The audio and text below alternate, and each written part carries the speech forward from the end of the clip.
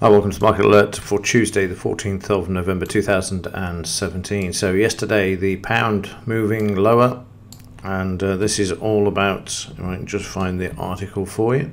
This is all about the pound tumbles as Theresa May faces leadership challenge over Brexit chaos, according to Zero Hedge yesterday. This is why the pound was lower. It then found some support down at this level and then managed to work its way back up again, and has been sideways on the overnight and down slightly again as the market starts to open as I record the market alert. In the daily chart, you can see we're still confined to this sideways range. Not a very big range at all, but it's sort of momentum within the range. It's important, and hopefully this will continue. And if Theresa eventually goes, I mean, I managed to hang on this long. I'm surprised she didn't go the day after she was, or the day after the general election last June, but she's managed to hang on this far, so we'll see. And the market, of course, is going to be waiting for these figures today. We might as well just go to these. They're going to be waiting for the RPI and CPI, because this was the basis of last week's, or the week before, it was the week before last's increase in interest rates. Got the flash GDP from the Eurozone, and then we've got all the big guns out today. We've got, just move it there, you can see we've got the three amigos.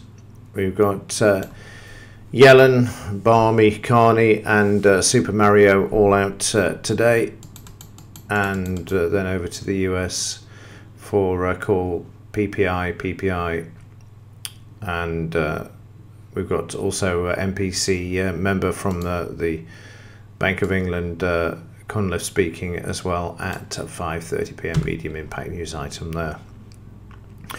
And in the Dow for yesterday, very interesting picture here, because the market dropped over 100 points. You see the decline there before the open.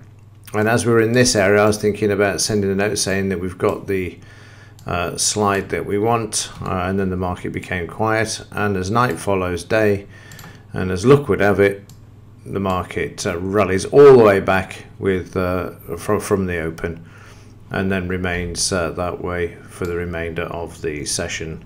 And of course you get the situation where the shorts fail because they want the market up, desperate to keep the market up. And you can see on the overnight it's pulled back a bit, but in the daily you'll see exactly how they want this market, and that's to be back above the 76%. Now today is Tuesday, normally the market's quiet, but as we've got the three amigos actually speaking, then there is a chance that we're going to see the market pump to the upside, because it's what the market wants in order to keep moving to the upside. So watch this. Very quiet at the moment. Wait for the inflation figures from the UK. If they're better than forecast, then that will give the market the impetus that it will need to move higher. So a very interesting picture there.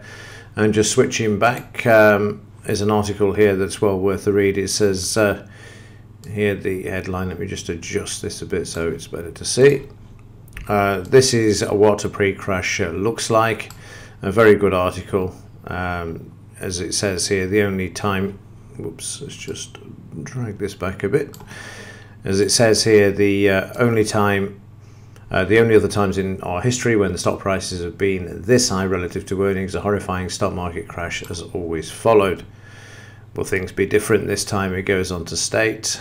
But there was one bit that was I wanted to read you, which I thought was quite amusing. It's down here somewhere. Yeah, this is the line here. We are investing as if 1987 will happen tomorrow, because it will, said the CIO, and that's Eric Peters who said this. As we say here, but we need to be long or we'll be out of business, he explained, under pressure to perform. And also, just skip past this, I'll just come back to this because I want you to see this, and I'm just going to expand this if I can. Here you will see that which I've shown this many times before, where you've got the S&P and the correlation between the Federal Reserve's balance sheet and the stock market from 2009. You can see the two are inextricably linked, and that's because they are. The money has found its way into the stock market, and of course, with obviously offloading the balance sheet or starting to normalizing interest rates, this will not be sustainable. Eventually, it's going to find its own fair value and market price. Right, quick look at the implied volatility before we can. So the implied volatility up at 10.55 from 10.17, obviously because the market moved down 100 points in the pre-market session, sent a few people worrying, which is quite amazing really, given I think we're up to, I know it's 10 years since we had a 5% correction, or the longest time for the last 3 months during 10 years of market trading, and 3 months for a 2% correction. So 100 points down, and all of a sudden they start to panic. Plunge protection teams out, and we're bringing the market back up. And you can see there's a bit of nervousness here with the option seller, so this is being marked up once more. Again, still in the lows, 10% range. It doesn't look fantastic in the short term, but longer term, 10% is the trigger area normally where you get market corrections. It's just that we've had these abnormal levels down here where it's been extremely low, and of course now we're coming back to some sort of normal levels where we can see this escalate should the underlying market be allowed to drop. That's the question really.